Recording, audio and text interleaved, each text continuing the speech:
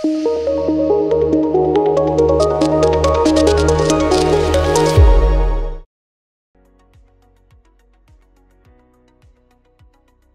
అండి, నేను doctor Purnima, working as a fertility specialist at 49 Karimnagar branch. So ఈరోజు మనం మాట్లాడుకోబోయే టాపిక్ ఏంటంటే చాలా ప్రైవసీకి సంబంధించిన విషయం.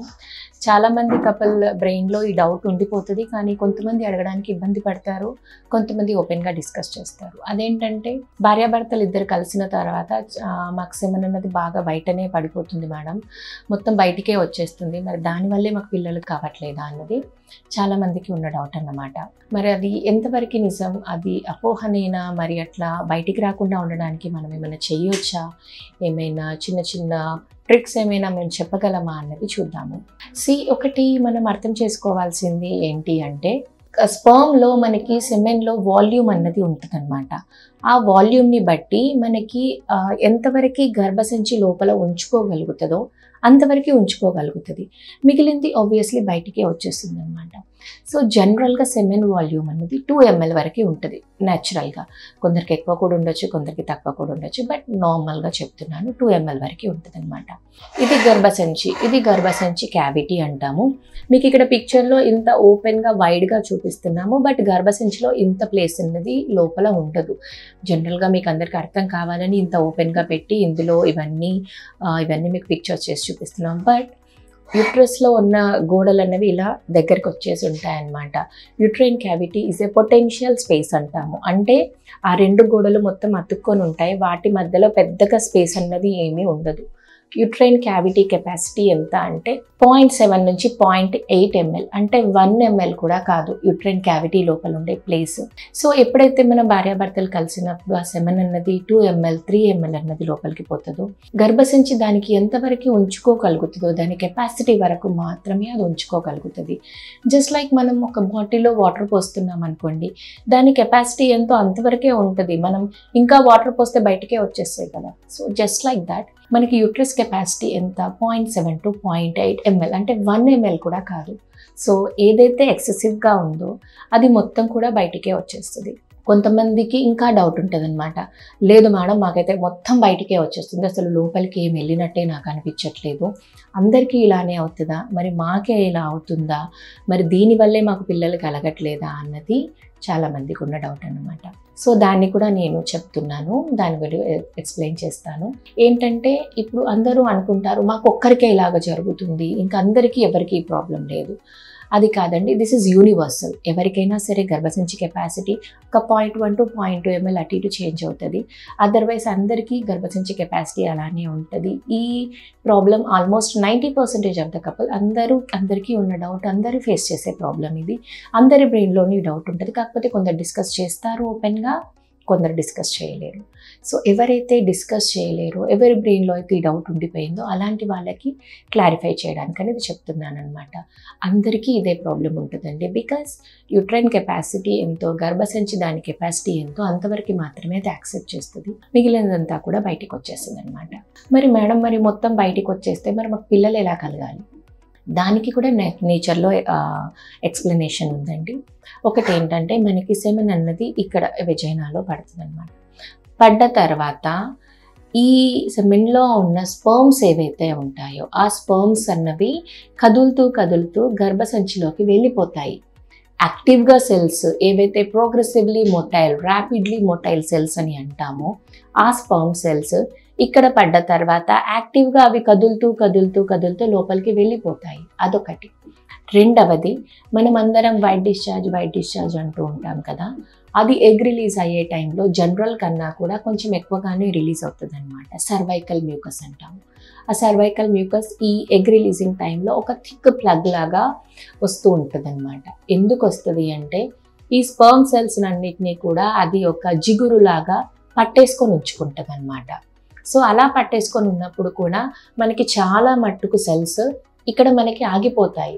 మనకు బయటికి వచ్చేది మొత్తం కూడా సెమైనల్ ఫ్లూయిడ్ మాత్రమే, అందులో స్పర్మ్ సెల్స్ చాలా తక్కువ ఉంటాయి.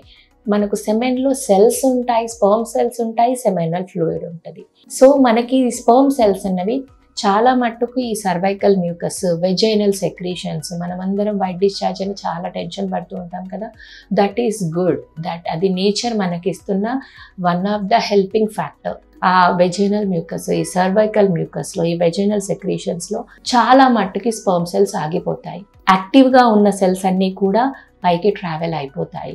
మిగిలిన సెమైనల్ ఫ్లూయిడ్ ఏదైతే ఉందో, ఏవైతే డెడ్ సెల్స్ ఉన్నాయో అది మాత్రమే మ్యాక్సిమం బయటకు వచ్చేస్తుంది. సో యాక్టివ్గా ఉన్న సెల్స్, మంచి సెల్స్ అన్నీ కూడా మనకి ఇక్కడికి వచ్చేస్తాయి. అది యాంటీ గ్రావిటీగా ఉన్న, గ్రావిటీ మోషన్లో ఉన్నా కూడా అవి కంపల్సరీగా ట్రావెల్ అవుతూ పైకి వచ్చేస్తాయి. సో అందుకని మీరెవరు కూడా టెన్షన్ పడే అవసరం లేదు. మేము కలిసిన తర్వాత సెమెన్ అంతా బయటికి వచ్చేస్తుంది, మేము ఎలా చేయాలి అని ఎవరు కూడా టెన్షన్ పడే అవసరం లేదండి. మన బాడీ, నేచర్ మనకి ఎన్నో రకాల హెల్పింగ్ ఫ్యాక్టర్స్ని ఇచ్చింది. వాటి ప్రకారంగా సెమెన్ శాంపుల్లో ఉండాల్సిన స్పర్మ్స్ ఏవైతే ఉంటాయో అవన్నీ కూడా అక్కడ ఆగిపోతాయి. అవన్నీ కూడా పైన యూట్రస్లోకి వెళ్ళిపోయి అక్కడి నుంచి ట్యూబ్స్లోకి వెళ్ళిపోతాయి. సో దాని గురించి మీరు టెన్షన్ పడే అవసరం లేదు. నేను ఇంతగా ఎక్స్ప్లెయిన్ చేసినా కూడా కొందరు కపుల్స్ సాటిస్ఫై కాకపోవచ్చు. మేడం ఏదైనా మరి చిన్న చిన్న చిట్కాలు ఏమైనా చెప్పగలుగుతారా మాకు అని అడిగితే, అఫ్కోర్స్ జనరల్గా సొసైటీలో అప్లికబుల్గా ఉన్న చిట్కాలు ఒక 2-3 చెప్పగలను. దీస్ ఆర్ నాట్ సైంటిఫిక్గా వీటి ద్వారా ప్రూవ్ చేసి సక్సెస్ అయింది అన్నది లేదు. These are only for your satisfaction. ఒకటి ఏంటంటే, చాలామంది కలిసిన తర్వాత మేడం నడుము కింద పిల్లోస్ పెట్టుకుంటాము, అలా అయితే అప్పుడు మాకు కణాలు డైరెక్ట్గా గర్భసంచిలోకి వెళ్ళిపోతాయి, మరి అలా పెట్టుకోవచ్చా లేదా అని అడుగుతారు. పెట్టుకోవచ్చండి, no problem. 1 pillow 2 pillow, that is totally up to you. If you feel satisfied, అట్లా పెట్టుకుంటేనే గర్భసంచి లోపలికి కణాలు వెళ్తాయి అంటే పెట్టుకోవచ్చు. రెండవది ఇంకొకటి ఏంటంటే, కలిసిన తర్వాత వెంటనే వాష్రూమ్కి వెళ్ళకుండా ఒక 10 మినిట్స్ టైం ఇచ్చిన తర్వాత వాష్రూమ్కి వెళ్ళొచ్చు. సో అలా చేయడం ద్వారా కూడా మీకు కణాలు బాగా రిటైన్ అయ్యే అవకాశం ఉంటుంది. మూడవది ఏంటంటే, ఈ కలిసే టైంలో కానీ ఎప్పుడైనా సరే ఇన్ఫెక్షన్స్ ఏమీ లేకుండా చూసుకోండి. బోత్ హస్బెండ్ అండ్ వైఫ్ ఇద్దరు కూడా. ఎందుకు అంటే, మనం ఇందాక మాట్లాడుకున్నట్టు ఈ వైట్ డిశ్చార్జ్ ఏదైతే ఉందో అది హెల్దీగా ఉన్నప్పుడు మాత్రమే that is good for the health, that is good for the sperms. అందులో ఎప్పుడైతే ఇన్ఫెక్షన్ ఉంటుందో అప్పుడు ఆ స్పర్మ్ సెల్స్ అన్నీ కూడా ఆ ఇన్ఫెక్షన్లో పడి చచ్చిపోతాయి. సో అందుకని మనకి ఎలాంటి ఇన్ఫెక్షన్స్ లేకుండా, హస్బెండ్ వైఫ్ ఇద్దరికీ ఇన్ఫెక్షన్స్ లేకుండా చూసుకోవాలి కంపల్సరీగా. సో మనకి ఇన్ఫెక్షన్స్ లేవని కంపల్సరీగా ఒక డాక్టర్ దగ్గరికి వెళ్ళి, వైట్ డిశ్చార్జ్లో మనకు స్మెల్ ఏమైనా ఉన్నా, లేదంటే ఏదైనా కలర్డ్గా వస్తున్నా, యూరిన్లో ఏదైనా మంట ఉన్నా, కలిసినప్పుడు నొప్పి ఉన్నా, హస్బెండ్కి యూరిన్లో మంట ఉన్నా, ఇంకేదైనా ప్రాబ్లం ఉన్నా కంపల్సరీగా ట్రీట్ చేయించుకోండి. బికాజ్ మనకు నేచర్ కొంతవరకు హెల్ప్ చేస్తుంది, మిగిలినదంతా కూడా మనం చేసుకోవాలి. సో మీకు ఒకటి ఇన్ఫెక్షన్స్ లేకుండా రూల్ అవుట్ చేసుకోండి. హస్బెండ్ అండ్ వైఫ్ బోత్ ఇద్దరు కూడా, వైఫ్కి ఎంత ఇంపార్టెంట్ హస్బెండ్కి కూడా అంతే ఇంపార్టెంట్. సో ఇద్దరికి ఇన్ఫెక్షన్స్ రాకుండా చూసుకోండి.